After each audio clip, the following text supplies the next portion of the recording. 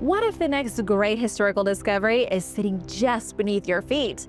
The world's most incredible artifacts aren't all found by trained experts. In fact, many were unearthed by everyday people. Some were looking and some weren't. Here are some incredible discoveries made by amateur archaeologists. The Odyssey's end. What if the myth was real? For over 2,000 years, Homer's epic fable The Odyssey has taunted scholars, historians, and pub philosophers with a single nagging question. Where the heck is Ithaca? In the ancient poem, which many consider to be the template for every adventure story ever told, the hero Odysseus came from a place called Ithaca. Now, if you haven't read the Odyssey and aren't familiar with its themes, there's no need to worry. The guy behind Oppenheimer, Interstellar, and 3 Batman movies is about to drop a modern retelling in 2026. We haven't gotten a good Greek myth movie since Troy. For now, I'll sort of give you the gist of what the story is about. Odysseus, fabled hero, hailed from a windswept island called Ithaca. After he goes off to fight in the Trojan War alongside Brad Pitt and the elf from Lord of the Rings, Odysseus wishes to return home to Ithaca. The Odyssey is an epic story about that desperate journey home, which takes Odysseus and his crew of pals 10 long years. The issue is that no one has ever been able to find an actual island in Greece called Ithaca. Before you attack me, yes, there is a modern Greek island called Ithaca, but it doesn't match Homer's description. Like, not at all. It's in the wrong place, has the wrong shape, and sits with the confident energy of someone wearing a name tag that says, "Hi, I'm Ithaca," while quietly hoping no one asks follow-up questions. The island of Ithaca is a real modern place, but the ancient one remains a myth, leading many to believe that if the real island were ever found, it would pull Homer's epic out of the realm of myth and into reality. Odysseus may have been a real hero, and that is something we can't ignore.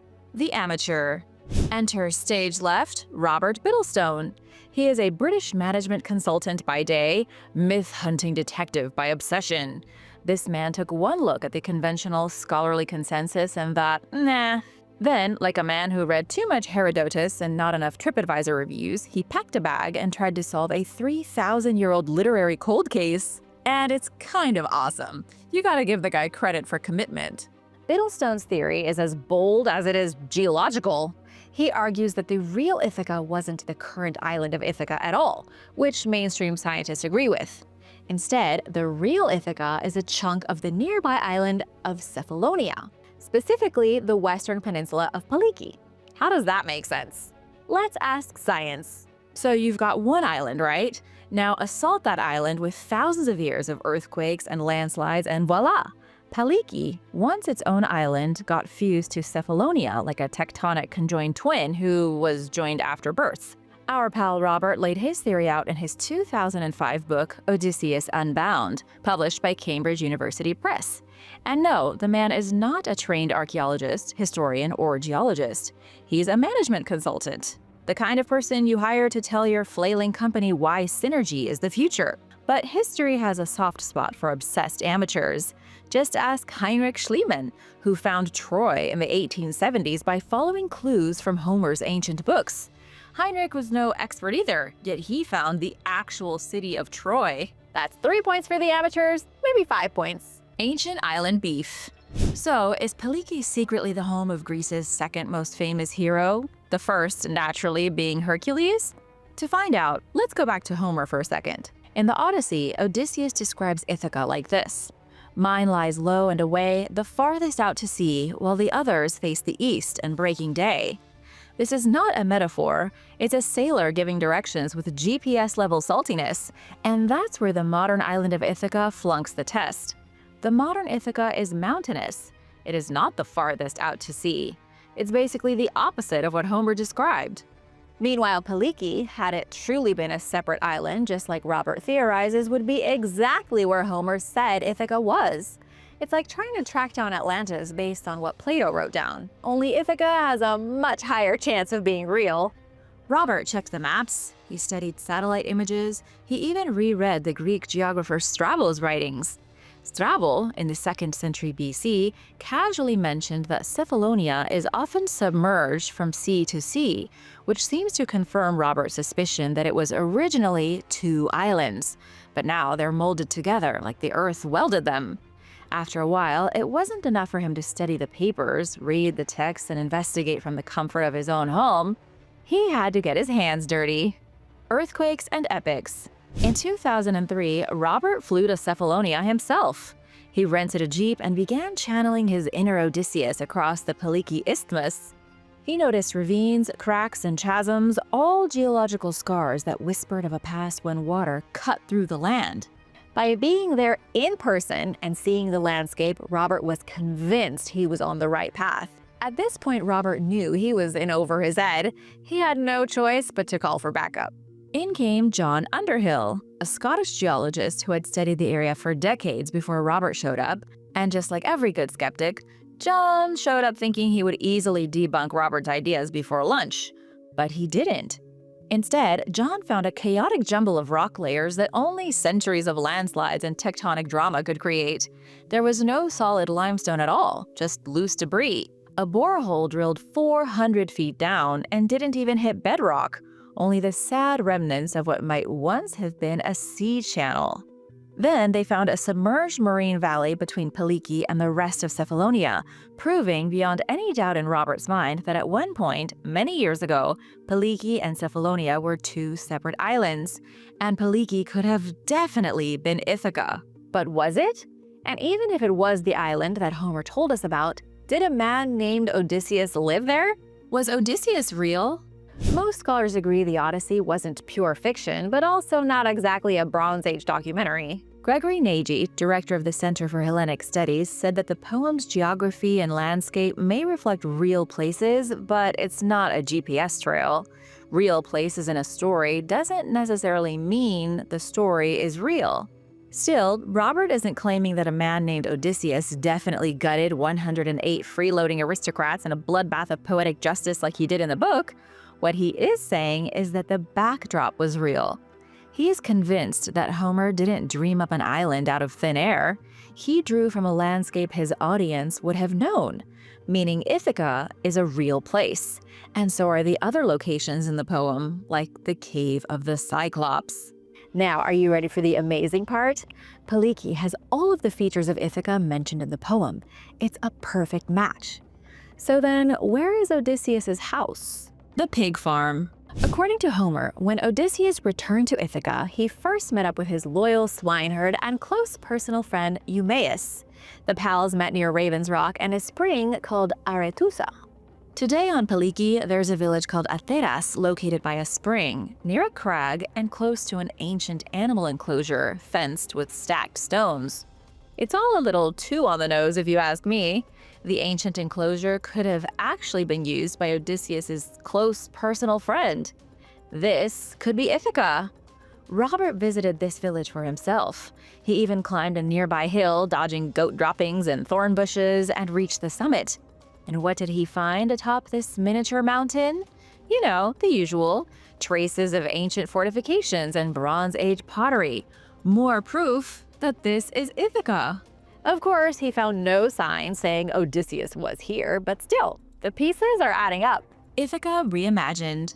Robert Biddlestone's theory, while not universally accepted, has gained serious traction among scholars who don't mind mixing a little imagination with their archaeology.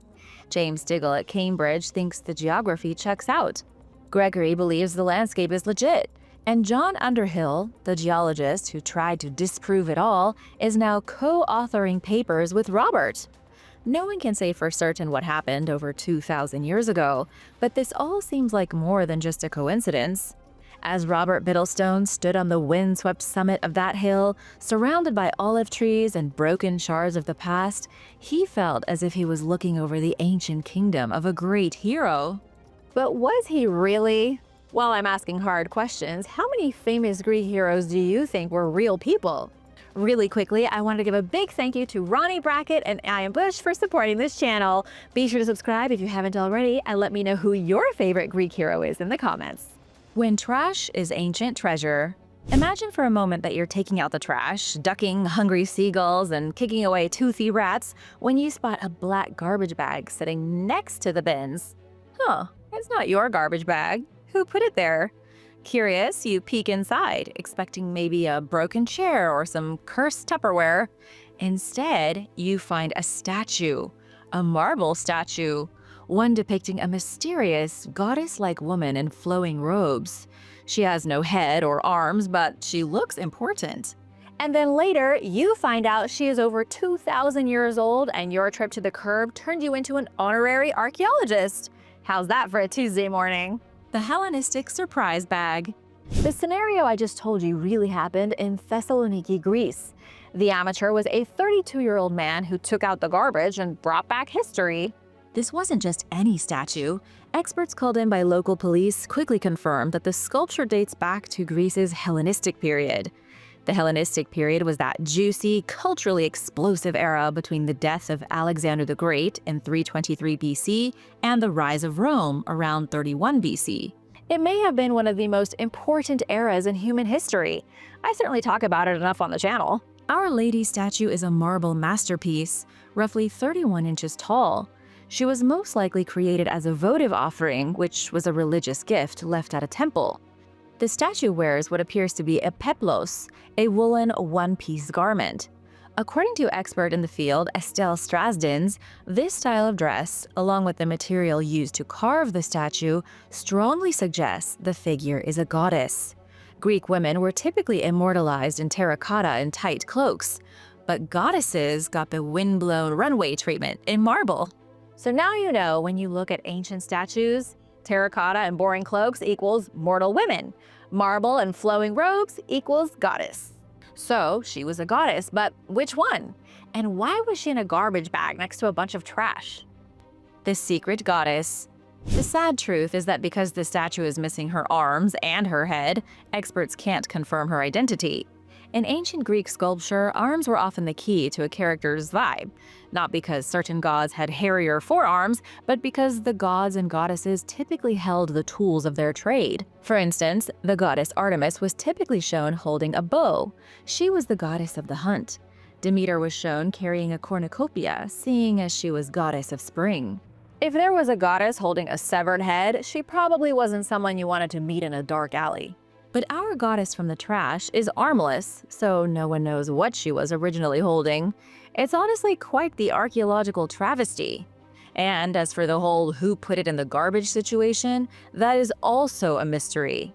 The man who found the statue did the responsible thing and turned it over to the police. No eBay listings, no Instagram photo shoot, just straight to the station like a mythological Boy Scout. Even still, very little was learned. Greek police launched an investigation into the statue and even questioned one suspect, but they were later released.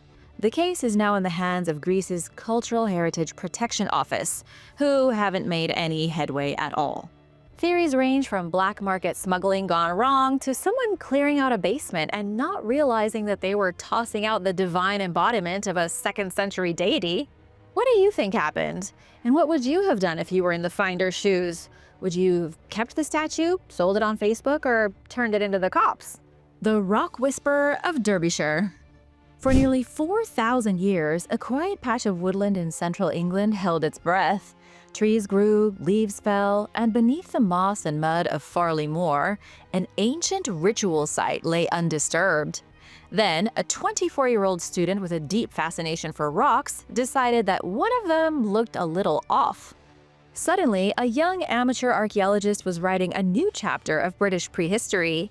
His name is George Bird, and he stumbled upon a historical gold mine. George Bird and the Lonely Stone. George Bird is a man known to drag his friends to obscure prehistoric sites for fun. He's that kind of friend, the kind we all wish we had, but few of us do. Don't you secretly want friends who go out fossil hunting on the weekend? Anyway, George had been eyeing a suspicious 6-foot stone in the woods of Derbyshire. It stood alone, weathered and quiet like a forgotten megalith with amnesia. It had clearly been important at some time, thousands of years ago. Now it's nothing but a random rock in the forest. George had walked past the stone too many times to keep ignoring it. He ended up writing a detailed report on the mystery of the stone and sending it to Forestry England, which is the government body that usually worries more about invasive shrubs than Bronze Age enigmas. To everyone's surprise, Forestry England took him seriously. And then things got weird. A portal to the past. George's report found its way onto the desk of real archaeologists who took his writing seriously. So seriously that they showed up with their tools and trowels and started digging. And soon the forest floor gave up its secrets. Beneath the standing stone that George found lay a purpose-built stone platform.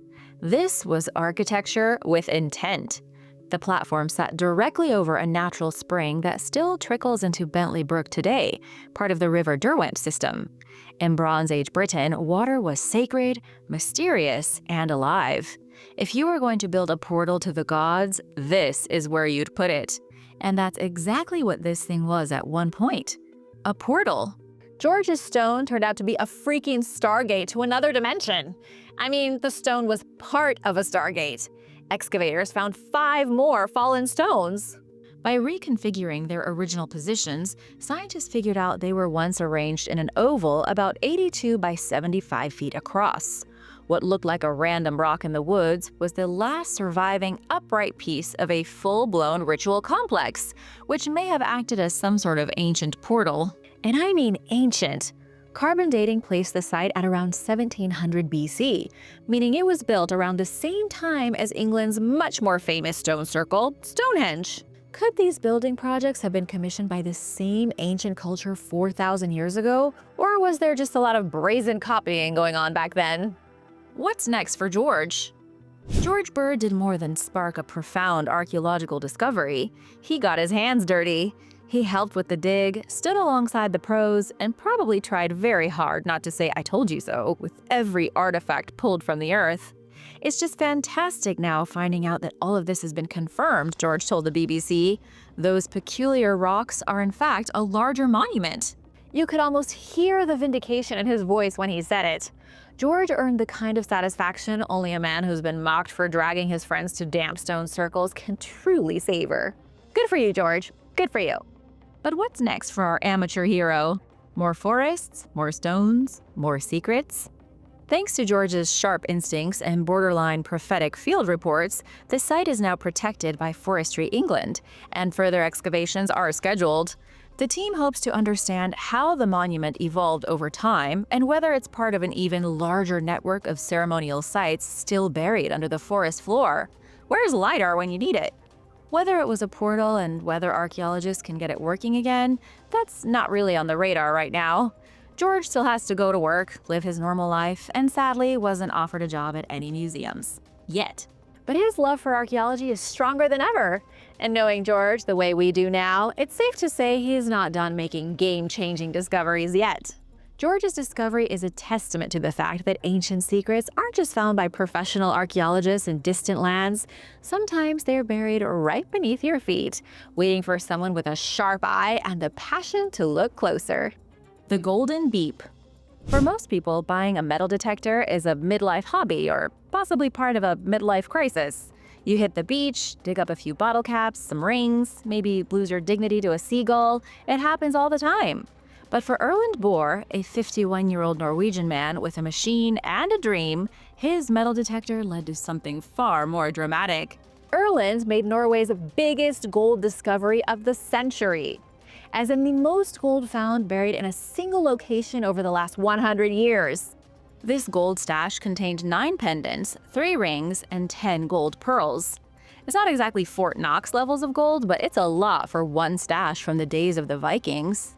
This treasure was found buried on a quiet island off the southwest coast of Norway, where he had been waiting patiently for someone to come along with a gadget and some free time. Erlend had both. The chocolate wrapper. Let's take a look at the discovery itself because it was pretty dramatic. Bohr was enjoying the beautiful Norwegian weather, sweeping his newly bought metal detector back and forth on Rennesøy, a private island. How did our friend get onto this private island? He asked the landowner, who then gave him permission to scan for whatever ancient goodies might be lurking beneath the surface. Almost immediately, the detector chirped.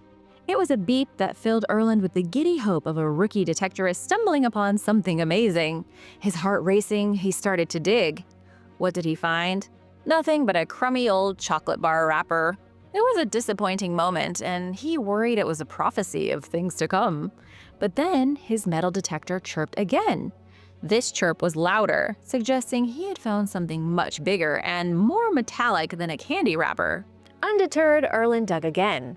This time, the dirt gave him something that wasn't plastic or disappointing. It was a lumpy, earth-caked object, and it was shiny, like gold. Erlen later told Norway's national broadcaster NRK, "I was suddenly sitting with a gold treasure in my hands. There were lots of little gold pearls. Here it was important to get everything and not lose anything." Yeah, I'd be a little frantic too if I went from chocolate bar wrapper to handfuls of real, actual gold. What exactly did Erlen find?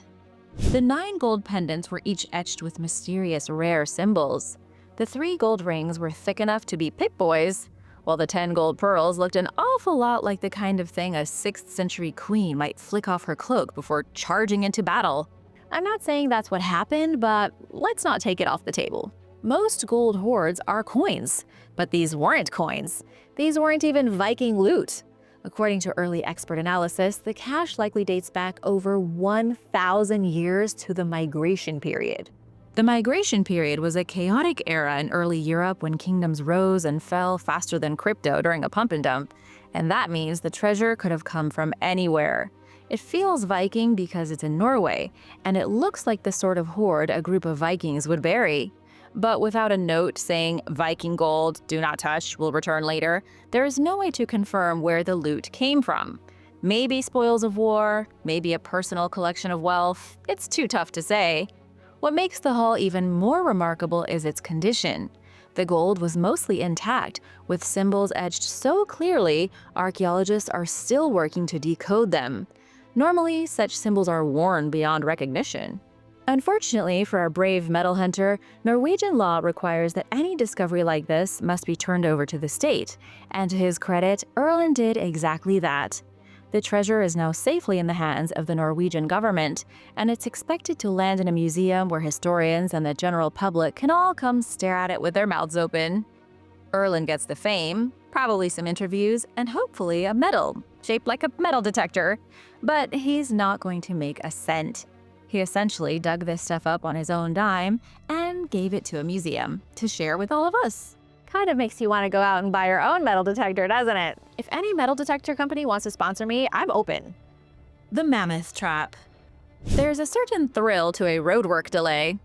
Okay, that might be the wrong way to put it, especially if you're stuck in traffic trying to get to work, but it's like hitting the casino for archaeologists who like to gamble on whether road crews will find nothing but dirt or ancient history, because sometimes a roadwork detour leads you straight into a mammoth graveyard. In Lower Austria, a construction crew hit the jackpot. Near the sleepy town of Drossenhofen, which even most Austrians have never heard of, a construction crew was hard at work laying down a bypass. During their work, they stumbled onto something that hadn't seen daylight since woolly mammoths were still a traffic hazard. Out of the ground appeared massive tusks, shattered bones, and the ghostly aftermath of a prehistoric slaughter. This wasn't like those woolly mammoths dug up in Siberia, all frozen and intact and perfect. This was a cemetery, and it was packed. What began as a routine infrastructure project suddenly became one of Austria's most sensational Stone Age discoveries. It didn't take long before the experts announced they'd uncovered a mammoth kill site. Between 18,000 and 28,000 years ago, ancient human beings made this site their favorite picnic area. They brought the mammoths they hunted here, processed the meat and furs, and left the bones as souvenirs for a bunch of construction workers to find eons later. I bet when those guys got up in the morning groaning about another day on the job, they hadn't expected to find mammoths. Now that's a promotion if I've ever seen one. In fact, this whole thing is doubly exciting because it's the first time such a site has ever been excavated in Austria. Just when you think you've found it all, you realize you've barely scratched the surface. Herding beasts into death traps. I'm going to ask you to do something very difficult now. Please forget what you saw in the Saturday morning cartoons you watched as a kid. You know, the ones showing cavemen chasing mammoths through the tundra like confused extras in a Flintstones episode. What really happened out on the plains was much more diabolical. Real Stone Age hunters were strategic, and they were heavily armed with stone tools, cunning plans, and a deep understanding of their prey's behavior. Sites like the one dug up in Austria were engineered kill zones. Massive animals like mammoths were herded, trapped, and ambushed, often using natural terrain to corner them or drive them off cliffs. Using these techniques, hunters could wipe out a whole herd in minutes. It was actually harder to process the animals than it was to kill them. At Drassenhofen, archaeologists uncovered bones and tusks, yes, but they also found stone tools and signs of butchering. More than that, Austrian federal monuments archaeologist Martin Krenn said the site has revealed how ancient Paleolithic people lived and killed. And isn't that what scientists are always striving to understand? They love discoveries that let us glimpse into the lives of ancient people. You have to imagine, 28,000 years ago, a family, a tribe, some group of humans was sitting around prepping furs, cutting choice mammoth steaks, and laughing. It probably wouldn't have looked that different from any backyard barbecue today, just with a bit more blood and some more unusual fashion choices. Now, guess how big the site is? The entire excavation covered an area of only 172 square feet. That's not much bigger than your average backyard. But even still, such a tiny area revealed that massive beasts were led into a space where escape was impossible, and then they were slain to be eaten. And probably worn too, because who wouldn't want mammoth fur boots? The North American dilemma. This is where things take an unusual turn. Across the Atlantic, mammoth bones have done more than tell tales of ancient hunts. They've sparked academic warfare over the origins of human settlement in North America. Take Schaefer Farm, for example, just north of Chicago. In 1964, a bulldozer on the farm hit a buried femur. Years later, an amateur archaeologist noticed slice marks on the bones of the Kenosha Public Museum, prompting a second excavation of the farm in 1992. What they found the second time was a butchered mammoth. It looked like a textbook Clovis kill site. And as you may know already, the Clovis culture has long been thought of as the first human society in North America around 13,000 years ago. The initial dating of the mammoth bones matched the Clovis' arrival in North America. The bones were also 13,000 years old, making scientists form a line to start patting themselves on the back. But when more sophisticated dating methods were applied in 1993, the new results came in at around 14,500 years old. And just like that, the timeline cracked. Suddenly, scientists didn't know who was in North America first. For decades, archaeologists insisted that Native American ancestors crossed into the Americas from Siberia via the Bering Land Bridge, no earlier than 15,000 years ago. But these bones said otherwise. Then came the Paisley Caves in Oregon, Cactus Hill in Virginia, Meadowcroft Rock Shelter in Pennsylvania, and Monteverde in Chile. These are all sites that predate the supposed Clovis migration of 15,000 years ago. And now scientists don't know how long humans have been in North America. 20,000 years? 30,000? 100,000? It's a debate that still rages right now, and it's partly thanks to the discovery of mammoth kill sites in North America, just like the one found by accident in Austria. The human story. What's happening in Austria is part of a global story, one where each ancient site is not just a glimpse into the past, but part of a tangled web of lost truths that paint a picture of Neolithic life. As scanning, dating, and imagining technologies improve, the story of early humans becomes less like a straight line and more like a scratched-up jigsaw puzzle. Austria's newly discovered kill site is a haunting reminder of how resourceful and ruthless our ancestors were. It's a place where mammoths died in massive numbers, and hunters walked away with enough meat, hide, and ivory to fuel entire communities. But it's also part of a much larger narrative. These early mammoth kill sites were like the first towns. They were communal gathering places before communities had fully formed. It's crazy to think that so much of the past is physically buried under our morning commute. The next time you pass a construction site, don't huff and puff and get sour about the delay because there might be a mammoth under there. Thanks for watching. Would you like to be an amateur archaeologist? Or are you already? Have you found anything cool? Let me know in the comments. Be sure to subscribe if you haven't already, and look forward to seeing you soon. Bye!